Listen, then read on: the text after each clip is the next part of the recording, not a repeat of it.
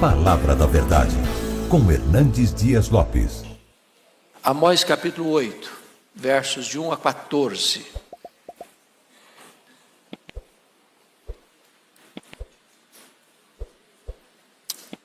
Esse texto diz assim: O Senhor Deus me fez ver isto.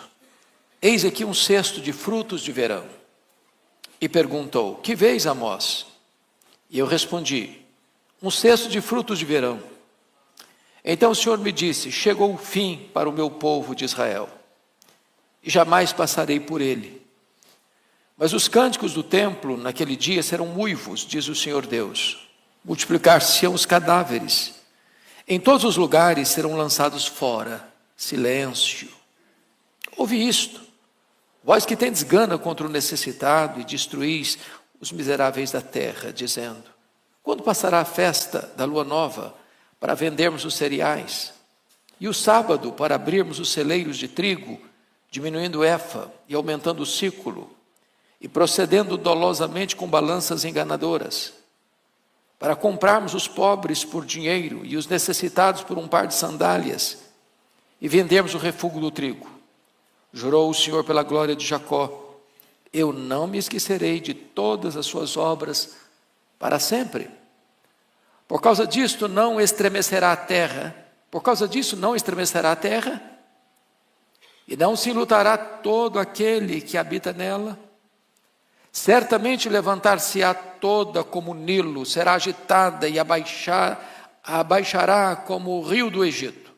Sucederá que naquele dia, diz o Senhor Deus, farei que o sol se ponha ao meio-dia, e entenebrecerei a terra em dia claro.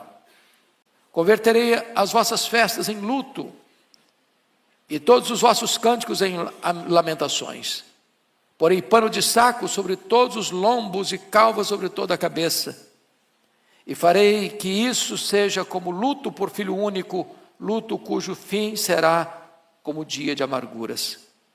Eis que vem dias, diz o Senhor Deus, em que enviarei fome sobre a terra, não de pão, nem sede de água, mas de ouvir as palavras do Senhor. Andarão de mar a mar, e de norte até o oriente. Correrão por toda parte, procurando a palavra do Senhor, e não acharão. Naquele dia, as virgens formosas e os jovens desmaiarão de sede. Os que agora juram pelo ídolo de Samaria e dizem: Como é certo viver o teu Deus, Odã, e como é certo viver o culto de Berseba, esses mesmos cairão e não se levantarão jamais. Irmãos, o texto é extremamente solene e grave. E o texto sugere-nos o tema: o colapso de uma nação. Esse é o nosso tema, o colapso de uma nação. E eu quero, à guisa de introdução, fazer 3 afirmações. Primeiro, quando a religião se une ao Estado, ela perde a sua capacidade de transmitir a palavra de Deus. O que está acontecendo aqui? A nação em foco aqui é Israel. E quando eu falo Israel, nesse contexto, eu estou falando das 10 tribos do norte, que romperam com a dinastia davídica em 931 a.C. A capital era Samaria. E o que é que Jeroboão fez? Transformou a religião numa plataforma para sustentar o Estado. A religião era a religião do Estado. Estudamos domingo passado que o sacerdote de Betel disse para Amós: aqui não profetiza não. Aqui é o templo do rei, aqui é o templo do reino. Aqui a política controla a religião. E quando a política tenta controlar a religião, e quando a religião é sujeita ao Estado, então nós estamos vivendo uma época de crise sem precedentes. Segundo lugar, quando o Estado busca o seu fortalecimento em detrimento da justiça, ele cava o seu próprio abismo. Você vai perceber comigo que o Estado está estava mancomunado com estruturas de maldade e de violência e de corrupção para oprimir as pessoas, a ponto dos juízes venderem sentenças, a ponto de nas cortes o justo sair como culpado e o culpado como inocente, conforme o capítulo 2, verso 6. De tal forma que o Estado está sendo erigido e construído dentro de estruturas de corrupção, de violência, promovendo a própria injustiça. Terceira declaração: quando os poderosos granjeiam suas riquezas desonestamente, e o Estado e a religião se calam, ela então está à beira do abismo. O que estava acontecendo? A violência estava existindo, os fortes oprimindo os fracos, tirando a liberdade deles, as cortes favorecendo os poderosos, os sacerdotes totalmente calados e omissos diante da injustiça, e então, diante desse cenário, onde o Estado e a religião, além de estarem unidas, elas não combatem o mal, elas não denunciam injustiça, elas não confrontam o pecado, a nação está certamente à beira do abismo. Essa é a introdução e agora vamos examinar o nosso texto. Primeiro ponto que eu quero destacar é uma nação madura para o juízo. Versículos 1 a 3 trata disso. Nós já olhamos na aula passada as visões que Amós teve. A primeira visão dos gafanhotos, depois a visão do fogo, depois a visão do prumo. São visões que retratam o juízo de Deus sobre a nação. Agora, uma quarta visão nós vamos ver, é a visão dos cestos de frutos de verão. Frutos maduros que são colhidos. E a ideia da visão é esta: Israel está maduro para o juízo. Chegou a hora de Deus acertar as contas com o seu povo. Esse é o ponto que vai ser aqui destacado, a iminência do juízo. Então, vamos a alguns aspectos aqui. Primeiro, Deus mostra uma descrição simbólica da iminência do juízo. Versículo 1, a igreja lendo comigo. Toda a igreja comigo. O Senhor Deus me fez ver isto. Eis aqui um cesto de frutos de verão. Então, o fruto de verão, ele está maduro, ele já foi colhido, ele já está no cesto. Não tem como mais esse fruto voltar à árvore, não tem como mais deixar esse fruto preso ao tronco. Esse fruto já foi arrancado e ele agora vai ser consumido. Isso significa que Deus alertou, Deus orientou, Deus exortou, Deus disciplinou, Deus mostrou sua providência. Todas as formas de Deus falar, Deus usou. O povo não quis ouvir. Agora então é tarde demais. Agora é hora do juízo. Essa é a força desse argumento. E se você notar comigo no capítulo 4, 6 a 11, Deus usou muitas formas de falar com esse povo. Conforme você pode entender aqui, Deus deixou-os de dentes limpos, ou seja, Deus enviou a fome. Se você olhar versículo 7, Deus reteve a chuva, ou seja, a seca.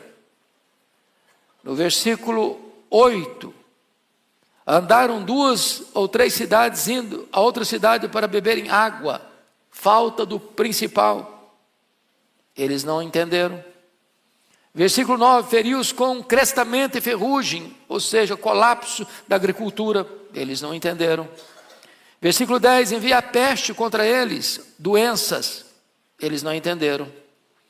Versículo 11, subverti alguns, como Deus subverteu Sodoma e Gomorra. Eles não se converteram. Então, a Bíblia diz que Deus fala muitas vezes ao homem, quando ele endurece a sua cerviz, ele não se arrepende, ele é quebrado repentinamente, sem que haja cura. E é isso que está acontecendo aqui com Israel. Segundo aspecto, Deus mostra que aqueles que tapam os ouvidos à sua voz, fecham a porta da graça com as suas próprias mãos. Vamos ao versículo 2, por favor. Bota na tela. Vamos juntos? E perguntou: que vês, Amós? E eu respondi: um cesto de frutos de verão. Então o Senhor Deus me disse: chegou o fim para o meu povo de Israel, jamais passarei por ele. Então preste atenção nisso. Deus estabelece um ponto em que essa fronteira não pode ser cruzada. Aqui, o reino do norte cruzou essa fronteira. E Deus diz: agora não tem mais chance. Agora não tem mais esperança. Agora o juízo vai chegar. E o que era o juízo nesse caso aqui? O exílio. O poderoso império assírio vai tomar Samaria. Vai invadir esse território. Vai dominar esse território.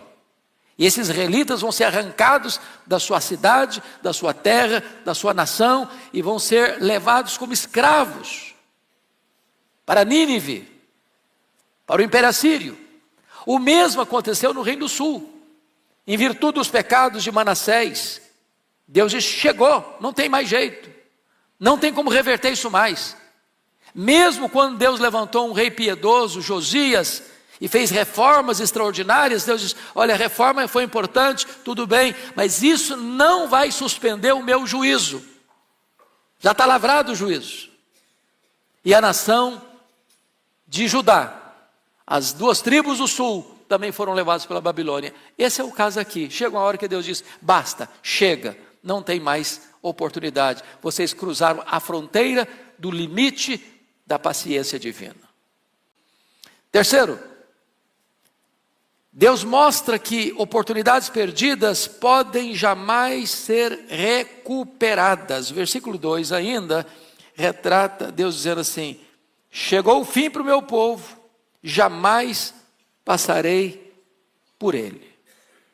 Ou seja, não tem nada mais perigoso para uma pessoa, para uma família, para uma nação, do que eu dizer: chega, agora eu não estou mais junto. Agora eu vou entregar vocês à consequência dos pecados de vocês. E é isso que está acontecendo aqui com Israel. Deus diz: eu não vou mais passar, eu não vou estar mais presente. Agora preste atenção nisso aqui, preste atenção nisso aqui. Amós está profetizando essas verdades no governo de quem? Quem está governando Samaria nessa época? Jeroboão II. Quem é Jeroboão II? O rei mais importante dos 19 reis que governaram em Samaria. É o período de maior riqueza da nação, de prosperidade da nação, de paz nas fronteiras, de riqueza interna, embora adquirida com violência, com injustiça, com corrupção. Parecia que a palavra dele não fazia sentido. Falei: como? Nós estamos no auge da nossa realidade econômica, e você vem me dizer que chegou o fim? Pois é isso mesmo. A partir da morte de Jeroboão II, as 10 tribos do norte entraram assodadamente numa corrida rumo ao declínio, rumo ao desastre. Quarto, Deus mostra que seu castigo tem consequências trágicas. Que consequências? Versículo 3, põe na tela, por favor. Vamos juntos. Mas os cânticos do templo, naquele dia, serão uivos, diz o Senhor Deus. Multiplicar-se-ão os cadáveres em todos os lugares, serão lançados fora. Silêncio. Preste atenção aqui. Preste atenção aqui. O que é que ele está dizendo? Os cânticos do templo.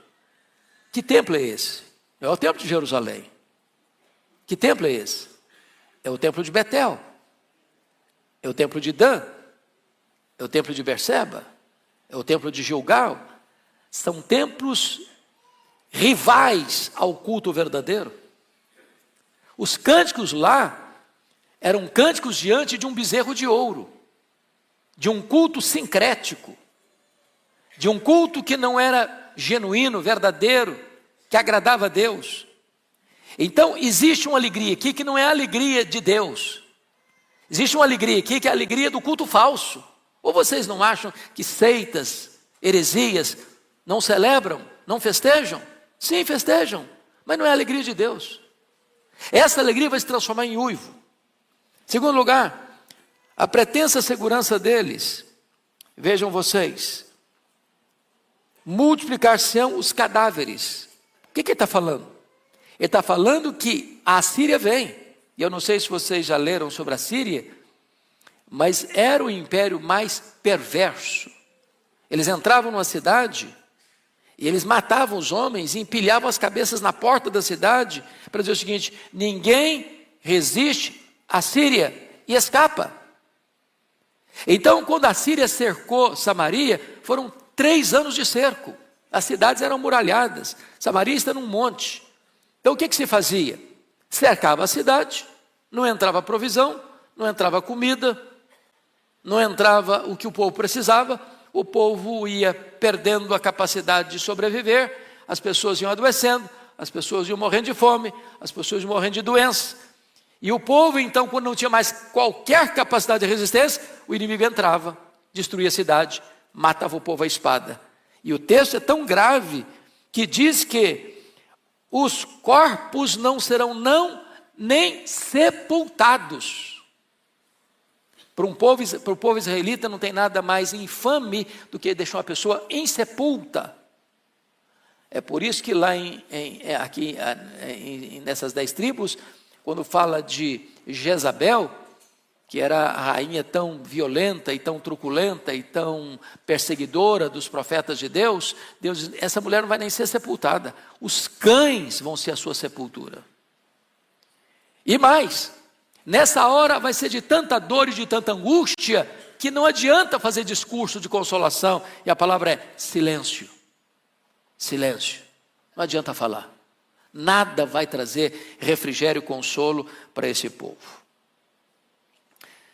Então, vejam vocês que esse é o primeiro ponto que nós queremos destacar, uma nação madura para o juízo. Vamos ao segundo ponto agora, uma nação corrompida em seus valores morais. A nação corrompida em seus valores morais é a causa da chegada do juízo. O que o homem semear, isso ele ceifará. Então tem causa e tem consequência. Vimos aqui a consequência, agora vamos ver a causa desse juízo. Em primeiro lugar, veja comigo, versículo 4.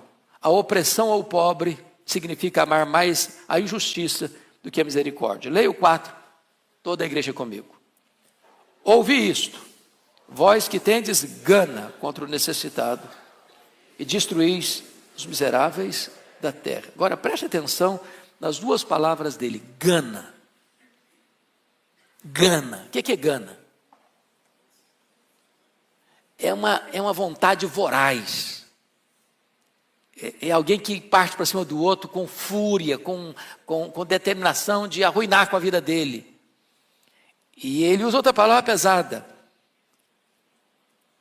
Destruís os miseráveis. Gente miserável, pobre, necessitada, se trata com o quê? Com misericórdia, com socorro, com ajuda. Eles não, eles queriam destruir. Destruir. Então, o que está acontecendo aqui? Esses crimes horrendos estão sendo praticados. Que crime? Gana contra o necessitado, os miseráveis destruídos. Mas quem é que não vai fazer nada? O rei não faz nada.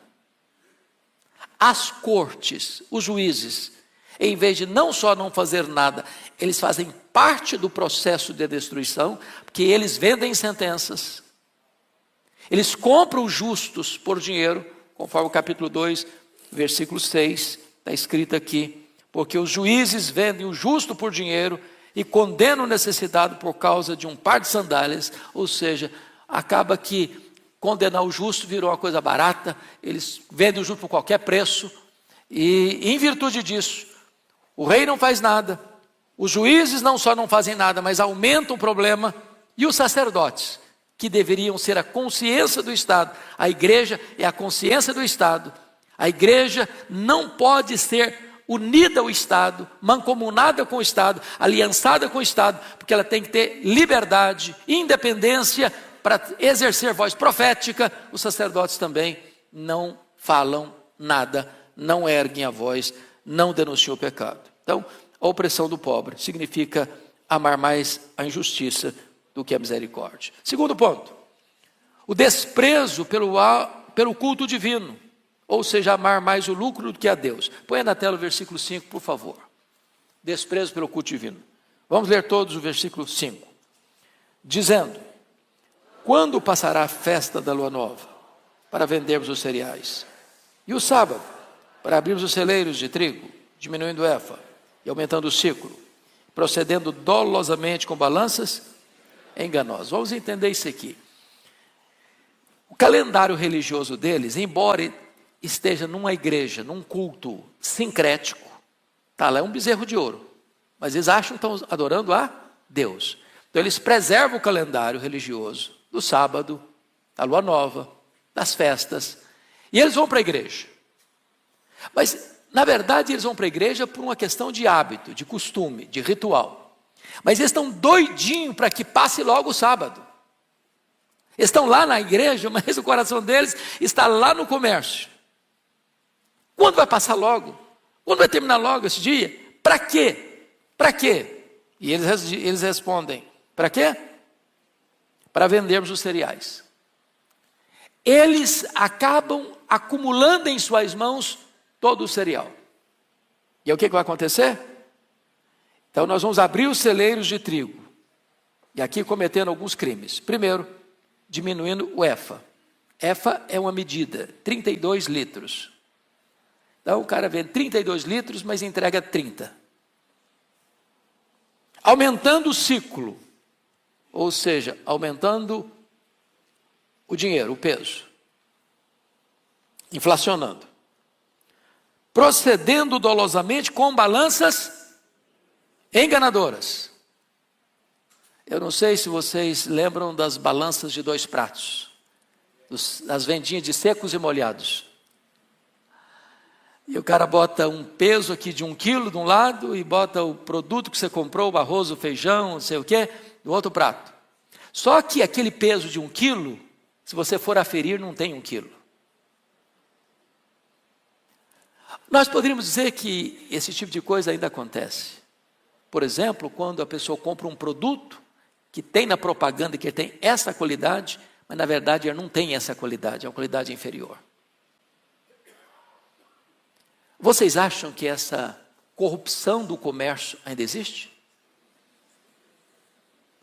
Que gente passa a perna no outro, vendendo um produto inferior por um preço maior, por um peso menor,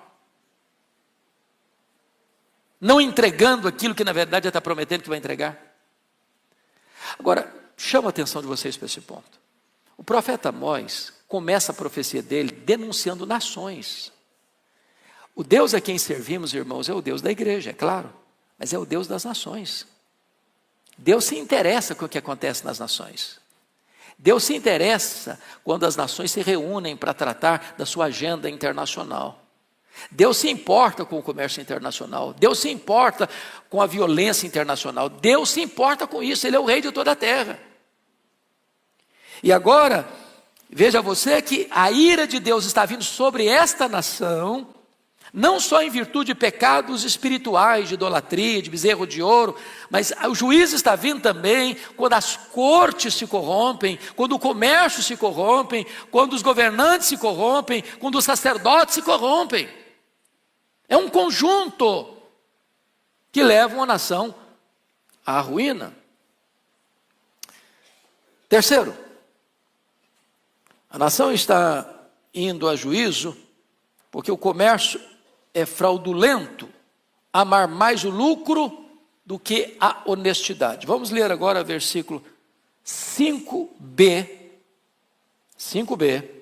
e o versículo 6.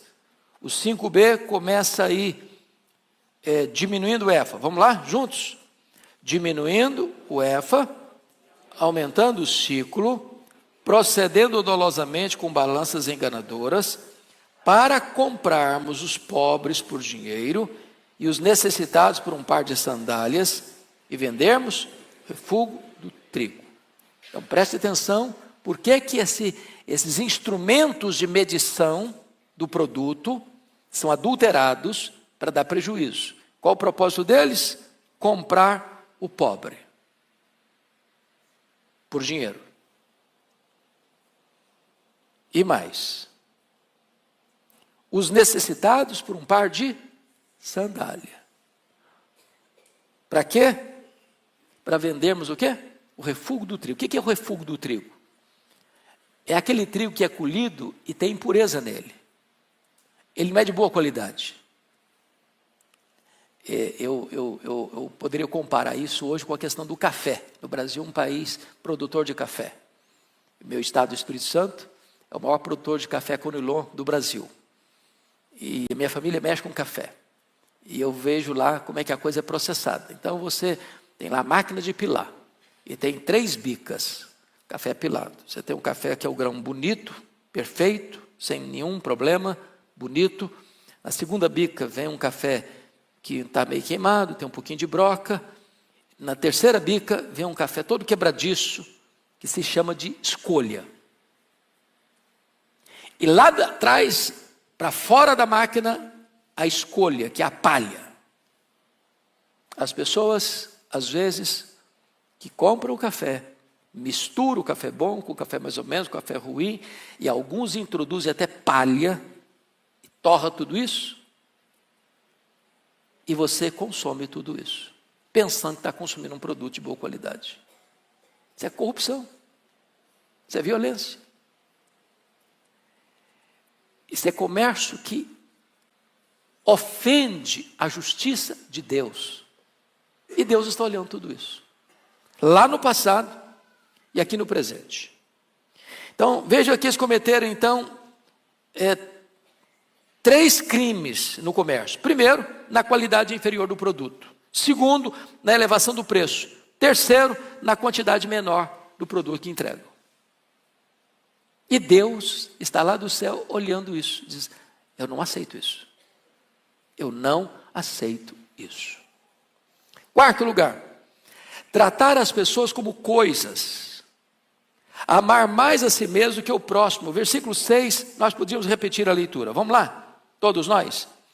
Para comprarmos os pobres por dinheiro e os necessitados por um par de sandálias e vendermos o refúgio do trigo. Meus irmãos, é muito forte isso aqui, porque se você olhar em qualquer sociedade, como era lá em Israel, aqui no Brasil, do ponto de vista de quantidade de gente, os pobres são maioria aqui no Brasil. Concordam comigo? Em torno aí de 60% pelo menos da população. Então, qualquer forma, o que significa o pobre? Ele tem o quê? Menos recurso nas mãos, menos dinheiro para comprar. Em vez de aqueles que detêm o poder facilitarem para que o pobre melhore a sua condição de vida, para que ele compre mais, compre melhor, não. Já que a maioria da população, eu tiro um pouco de cada um para me enriquecer. E o que acontece? Acontece que o pobre fica cada vez mais pobre e os ricos ficam cada vez mais ricos. A riqueza vai se acumulando nas mãos de poucos, com não só a concordância, mas com a facilitação de quem? Dos juízes, das cortes, que foram comprados para venderem sentenças contra o justo. Não a favor do justo, mas contra o justo. Eu sei que essas coisas só aconteciam lá em Israel, 700 anos antes de Cristo, não acontece mais hoje aqui no Brasil, nem mundo afora. Quando eu leio Amós, a sensação que eu tenho é que eu estou lendo o jornal do dia, periódico da semana. Amós está nas ruas. Oxalá que os nossos líderes, dos poderes constituídos, pudessem ler Amós, entender Amós. Oxalá que todos nós pudéssemos entender que o Deus de Amós é o nosso Deus, e Ele não tolera injustiça, em qualquer setor da vida, seja na vida pessoal, seja na vida familiar, seja na vida eclesiástica, seja na vida política, seja na vida econômica, seja na vida social, seja nas transações internacionais. Agora preste atenção, a expressão do versículo 6 é muito forte: comprarmos o pobre por dinheiro. Quando você compra uma pessoa, o que é que essa pessoa se torna? Escravo. Escravo. Mas isso aqui não é retórica, não, isso é fato. Lá em Israel era um fato. Se você volta comigo ao capítulo 1, por favor. Volta ao capítulo 1, por favor. Versículo 6. Olha o que os filisteus faziam, a Filistia fazia. Versículo 6. Assim diz o Senhor: por 3 transgressões de Gaza, que é uma cidade da Filisteia, por 4 não sustaria o castigo, porque levaram em cativeiro todo o povo para o entregar em Edom. Ou seja, escravizaram um povo e vender esse povo como mercadoria, como escravos. Agora veja comigo o que acontecia na Fenícia, versículo 9. Assim diz o Senhor: por 3 transgressões de Tiro e por 4 não sustaria o castigo, porque entregaram todos os cativos de Edom e não se lembraram da aliança de irmãos. Ou seja, os de lá entregavam os inimigos, aqui estão entregando até os irmãos próximos. Mas o que estava acontecendo com Israel? Eles estavam vendendo o pobre. Que pobre? O estrangeiro? Pobre, o inimigo da nação? Não, os seus irmãos. Seus irmãos. Agora preste atenção, esse time que está comprando o pobre, esses juízes que estão vendendo sentença, esses sacerdotes que dizem: não, aqui é o templo do rei, aqui não vem falar de Bíblia não, aqui é nós que controlamos. Esse povo está todo ele no sábado na igreja. Estão percebendo isso? O perigo das pessoas juntarem uma vida completamente corrompida com religião e achar que está tudo bem. Esse é o problema aqui. Muito bem. Vamos ao terceiro ponto da nossa mensagem. Uma nação sob a condenação do próprio Deus. Primeiramente, o juramento selado anunciando o fim do perdão. Versículo 7. Põe na tela para nós. 8:7. Toda a igreja. Jurou o Senhor pela glória de Jacó: eu não me esquecerei de todas as suas obras para sempre. Meus irmãos, quando Deus jura, Ele está empenhando a sua palavra, que não pode falhar. O que Ele falou vai o quê? Acontecer. Dê uma olhadinha no capítulo 4, verso 2 comigo. Jurou o Senhor Deus pela sua santidade, que dias estão para vir sobre vós, em que vos levarão como anzóis e os vossos restantes como fisga de pesca. Olha o 6:8 comigo. Jurou o Senhor Deus por si mesmo, o Senhor Deus dos exércitos, e disse: abomino a soberba de Jacó, odeio os seus castelos, e abandonarei a cidade e tudo que nela há. Agora veja o 8:7 que nós acabamos de ler. Jurou o Senhor pela glória de Jacó: eu não me esquecerei de todas as suas obras. Ou seja, Deus está olhando, Deus está vendo. Nem sempre Deus pune o pecado na hora que ele é cometido. Mas Deus não deixa de olhar. E chega uma hora que ele disse: eu juro que o juízo vai chegar. E chega. Segundo, a hediondez do castigo descrito, versículo 8, põe na tela, por favor. Vamos juntos. Por causa disto, não estremecerá a terra, e não se enlutará todo aquele que habita nela. Certamente levantar-se-á toda como o Nilo, será agitada e abaixará como o rio Nilo. Então, ele está usando duas figuras aí de linguagem. Quais são as duas figuras que ele usa para ilustrar o juízo de Deus à nação? Primeiro, terremoto. Estremecerá a terra. Abalo sísmico. As placas tectônicas se movem. Tudo que era sólido começa a se mexer, se abalar. Segunda figura que ele usa, a figura da inundação, da enchente. Não é isso que ele está dizendo? Certamente levantar-se-á toda como o Nilo.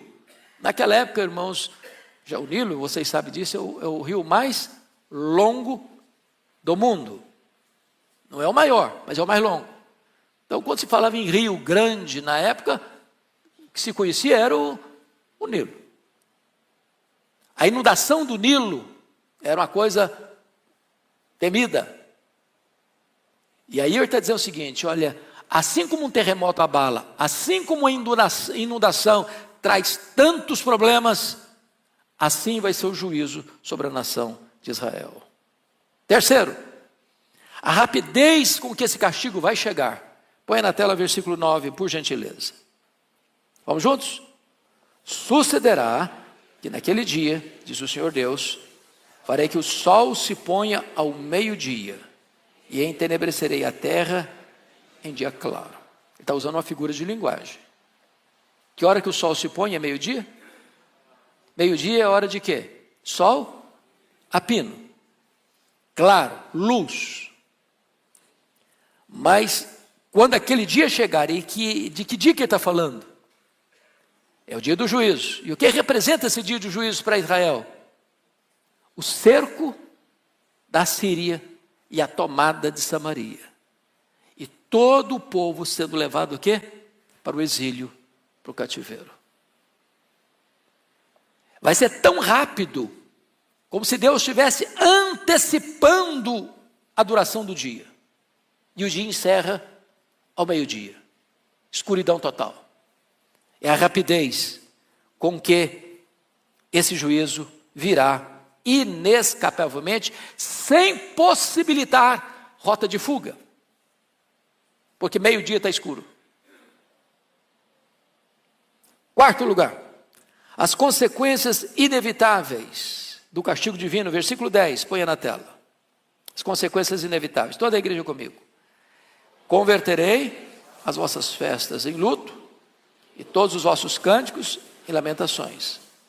Porei pano de saco sobre todos os lombos e calvas sobre toda a cabeça. E farei que isso seja como luto por filho único, luto cujo fim será como dia de amargura. Então chama atenção para algumas coisas. Primeiro, Deus é o agente deste castigo. Eu converterei. Então, notinha de rodapé muito importante. Os historiadores dizem que o Império Romano só caiu nas mãos dos bárbaros porque já estava o quê? Podre por dentro. As 10 tribos do norte só caíram nas mãos da Síria, não é porque a Síria era tão poderoso império. Era mesmo, mas não foi por isso. Foi Deus quem entregou. Judá, em 586, só caiu nas mãos da Babilônia, não foi porque a Babilônia tinha tanto poder, tinha sim, mas não caiu por isso. Caiu por quê? Porque Deus entregou Judá nas mãos da Babilônia. Em outras palavras, a Bíblia diz em Oséias, pelos teus pecados estás caído. O pecado é o opróbrio das nações. Nenhuma nação permanece de pé se ela se corrompe internamente. Vou repetir isso. Nenhuma nação permanece de pé se ela se corrompe internamente. Isso é um alerta para o Brasil. Isso é um alerta para o mundo. E é claro que isso não se aplica apenas a nações, isso se aplica a mim, a você, a nós.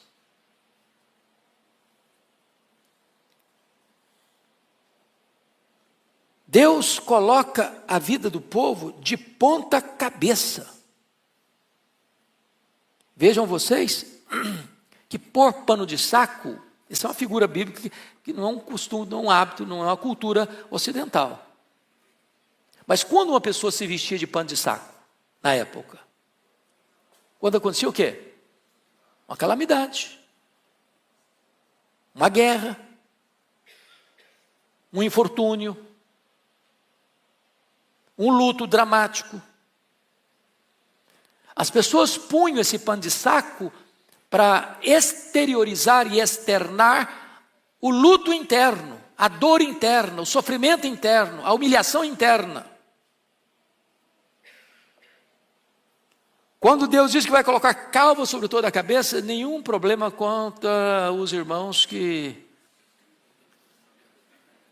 têm pouco cabelo. Dizem que só os inteligentes são calvos, mentes brilhantes. Mas o caso aqui é de humilhação. Lembram quando Eliseu tinha acabado de curar as águas amargas de Jericó? E passando por outra região, um bando de jovens zombaram dele. Sobe calvo, sobe calvo, sobe calvo. E Eliseu, aplicando a justiça divina àqueles meninos perturbadores, ursas saíram e devoraram os meninos. Por calva, era mais do que rapar o cabelo com máquina zero. Era um juízo de Deus gravíssimo sobre aquele povo. Agora, a dor disso é tão grande que não pode existir na linguagem humana um sofrimento maior. Vai ser como a dor de luto por filho único. Eu acho que todos nós, pais e mães que estamos nesse auditório, avós que estão nesse auditório, não podemos nem imaginar, nem imaginar o que é a dor de um pai, de uma mãe, enterrar filho único. O Senhor Deus está dizendo que esse momento vai ser tão doloroso, que vai ser a mesma coisa, com o mesmo sentimento, com a mesma dor, com o mesmo sofrimento de um pai e de uma mãe que estão enterrando o seu único filho. E ainda mais, uma dor que não vai ter consolo, luto cujo fim será dia de amarguras, ou seja, não espere melhorar essa dor, não espere que o tempo possa curar ou cicatrizar algumas dessas feridas. A situação é irremediável.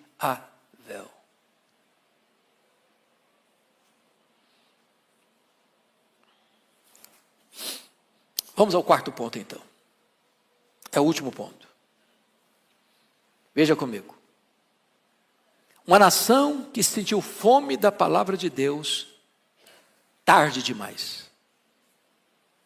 Irmãos, esse é o ápice do juízo de Deus. Nós ouvimos um sermão maravilhoso hoje de manhã. Não sei quantos estavam no culto às 8 aqui. Ok. Depois assista no YouTube. Pastor Arival tratou da palavra de Deus, que trata da gente, que cura as feridas, que resolve os problemas, que não só traz diagnóstico das nossas fraquezas, das nossas necessidades, mas nos leva para Jesus, a solução do problema. Coisa maravilhosa. Portanto, não tem maior juízo para uma pessoa, para uma igreja, para uma nação, do que Deus retirar a sua palavra. Vocês se lembram de Saul? Saul permanentemente rejeitou ouvir Deus falar com ele. Chegou a hora que Deus disse para Saul: basta, Saul, agora não falo mais com você. Samuel não falava mais com ele. Os profetas não falavam mais com ele. Urim e Tumim não conseguia mais acessar. Deus ficou em silêncio. E ele desesperado. Para onde ele vai? Para um terreiro, para um centro espírita, para conversar com a médium, para consultar os mortos. Mas tem esperança aí? Não, ele saiu mais desesperado ainda. Deus não falou com ele. Qual o resultado dele? Suicídio.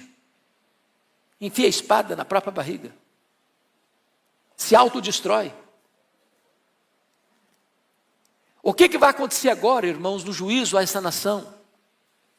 Eles vão acordar tarde demais para buscar a palavra de Deus, mas não vão encontrá-la. Então vamos olhar isso.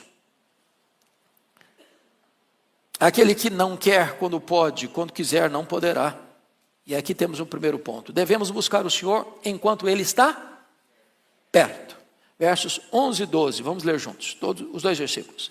Vamos lá? Eis que vem dias, diz o Senhor Deus, em que enviarei fome sobre a terra, não de pão, nem de água, mas de ouvir as palavras do Senhor. Andarão de mar a mar, e do norte até o oriente, correrão por toda parte, procurando a palavra do Senhor, e não a acharão. Preste muita atenção nisso aqui. Agora, eles estão perto, mas eles não querem ouvir. Amós está profetizando, conforme o capítulo 7, que nós lemos, versículo 12 e 13. Então Amazias disse a Amós: vai-te, ó vidente, foge para a terra de Judá, ali como o teu pão e ali profetiza, mas em Betel daqui por diante já não profetizarás, porque é o santuário do rei e o templo do reino. Aqui não vem falar de pecado, estamos muito bem, sem ficar com esse negócio de denunciar pecado, queremos continuar a nossa vida do jeito que ela está, aqui não. A hora que eles querem procurar a palavra já foi embora, não tem mais chance. Segundo, o desprezo da palavra de Deus leva a profunda insatisfação, até com as coisas mais vitais da vida. Estão com fome. Não é de pão que compra na padaria. É isso que está aqui. Enviarei fome sobre a terra, não de pão, nem sede de água. Agora, pão e água, irmãos, são os alimentos básicos, a necessidade básica. Aquilo que você e eu precisamos para quê? Para sobreviver. Chega uma hora em que ouvir a palavra de Deus era mais importante do que sobreviver.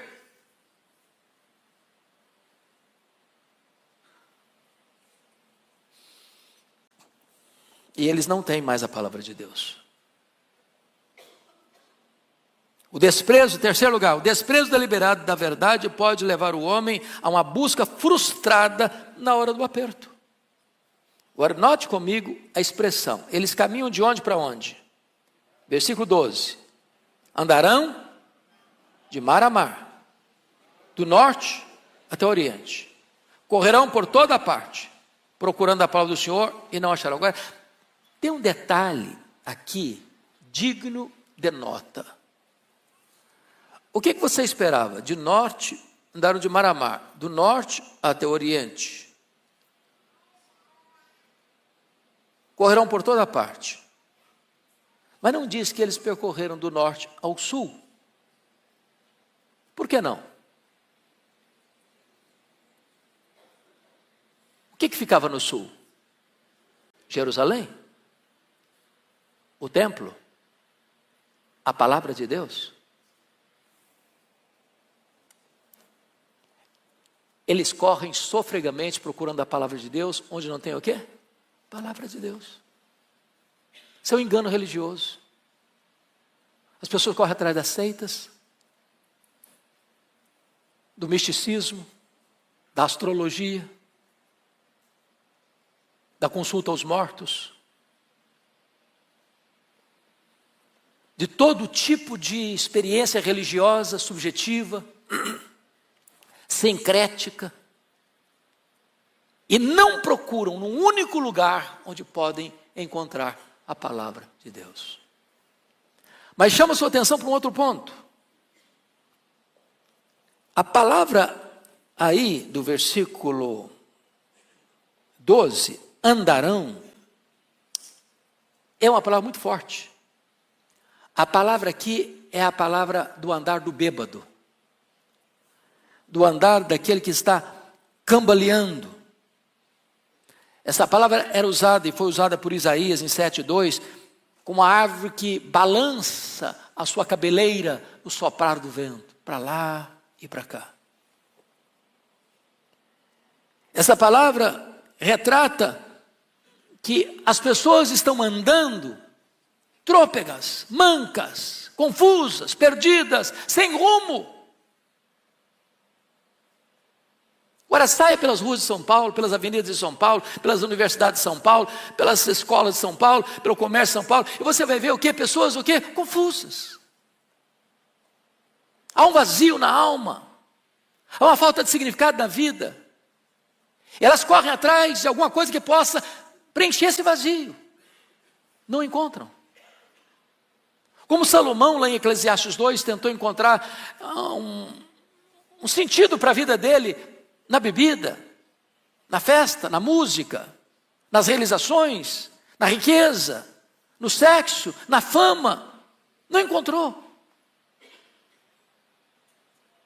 Porque a única fonte que o homem pode saciar a sua alma, essa eles não buscaram.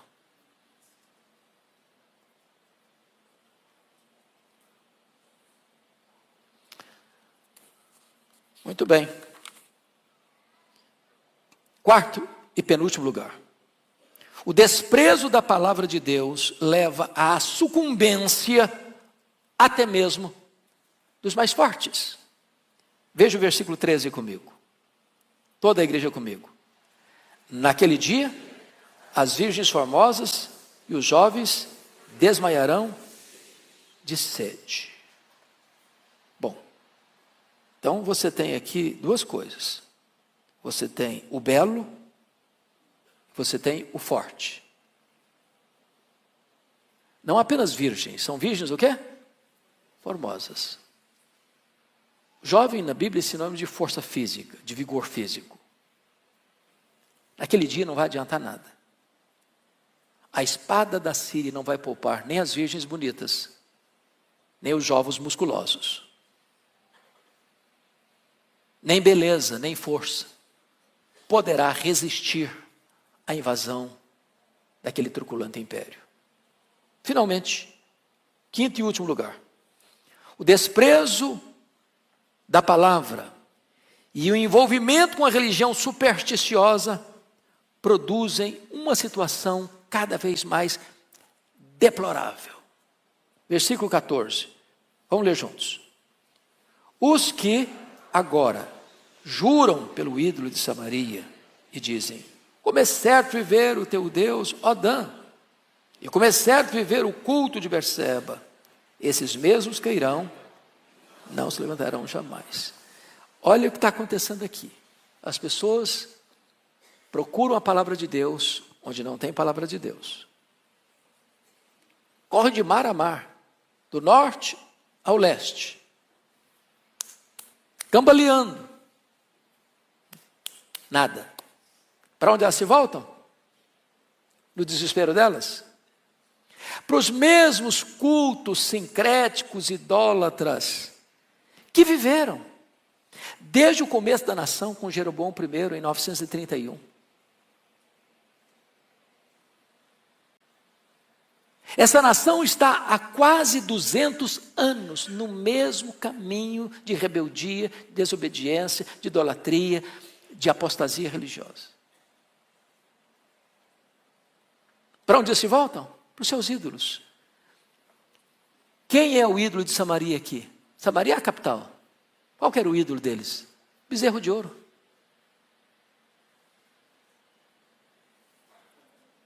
Um objeto que eles mesmos forjaram com as suas próprias mãos, agora se prostram diante dele. A idolatria é a coisa mais insana que pode existir, porque é o Criador adorando a criatura. Porque o homem é o Criador da imagem. Foi ele que fez. pressupõe que o Criador seja maior que a criatura. Mas o homem fica tão cego pela idolatria, que ele adora o que ele mesmo fez. Como se aquilo que ele fez pudesse ser maior que ele e pudesse socorrê-lo. Mas eles vão não só em Samaria, eles vão para Dan. Fica lá em cima. E adoram o bezerro de ouro. E eles vão para Berseba e adoram o bezerro de ouro, achando que podem escapar. Qual o resultado final? Esses mesmos, o quê? Cairão e não se levantarão jamais. Ou seja, o juízo é inevitável, irremediável, irreversível. Esse dia chegou. Não agora. Amós está profetizando no período árido de Israel, período de Jeroboão II, que governou 41 anos. Mas depois da morte de Jeroboão II, seu irmão Zacarias assume o governo e é assassinado. Quem assassina? Salum assume o governo e é assassinado. Manaém assume o governo. Turbulências terríveis. Pecaías assume o governo e é assassinado. Substituído por Peca, é assassinado. Então vem o último rei, Oséias. A cidade de Samaria é cercada. 3 anos. A ponto das pessoas comerem carne humana para sobreviverem. E quando já não tinha mais nenhuma resistência, o Império Assírio entrou em Samaria, destruiu a cidade e levou o povo cativo. Os restantes que ficaram, estrategicamente, Sargão II trouxe outros povos para que eles pudessem se misturar, uma miscigenação de raça, que redundou num sincretismo religioso. E então formou-se a partir daí o quê? O povo samaritano. Que durante 700 anos tornou-se inimigo, figadal do povo de Israel. Problema só resolvido quando Jesus veio. Quando o Espírito Santo foi derramado. Quando o muro da separação acabou com a pessoa de Cristo. Então vamos concluir dizendo o seguinte, irmãos. Estudar a Bíblia não é apenas pegar as lentes do retrovisor e olhar para trás. Estudar a Bíblia é fazer um diagnóstico da nossa própria vida, conforme ouvimos no Sermão das 8. Estudar a Bíblia é olhar para fora dos muros da igreja, do eclesiástico, para a vida secular, para o comércio, para os gabinetes, do legislativo e do judiciário e do executivo, para as cortes do judiciário. Estudar a Bíblia é olhar para as transações internacionais e saber que Deus está no trono, que Ele tudo vê, que Ele tudo sabe, que Ele a todo sonda e que Ele não suporta a prática da injustiça. Mais hoje ou mais amanhã, aqueles que querem continuar nessa prática terão que encarar o juiz de vivos e de mortos e prestar conta da sua própria vida. Que isso nos leve, primeiramente, a um senso de gratidão, porque o seu Deus é justo. Eu não sei quanto a você, mas de vez em quando o coração fica desesperado no peito, de ver tudo que está acontecendo. E aí você lá por dentro diz, calma, Deus está no trono, Ele está vendo, e Ele é justo. Mas isso também deve nos levar a olhar para dentro de nós mesmos e dizer, Deus tem misericórdia de mim. Tem misericórdia de mim. não me permita, ó Deus, entrar por esta mesma trilha escorregadia.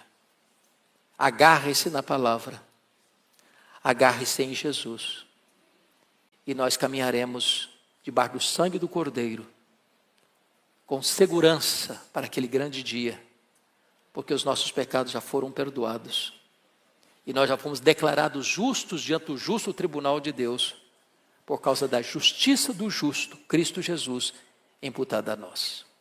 Deus nos abençoe. Vamos ficar em pé.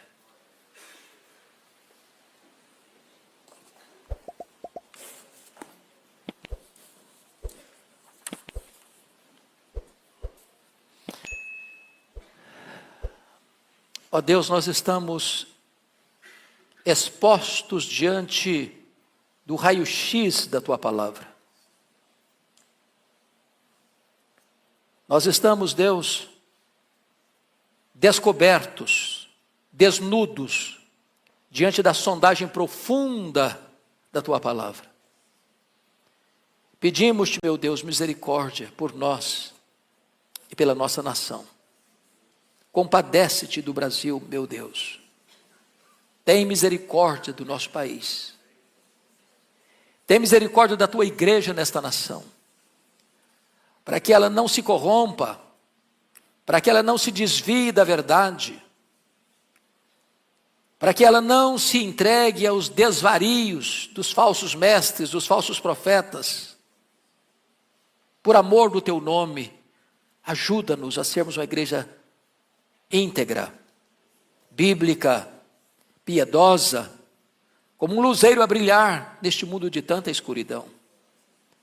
Guarda o nosso coração do mal e não permita que pratiquemos aquilo que denunciamos. Tem misericórdia de nós. Ajuda-nos a vivermos de modo digno do Evangelho, de modo justo, sensato e piedoso. Oramos assim em nome de Jesus. Amém.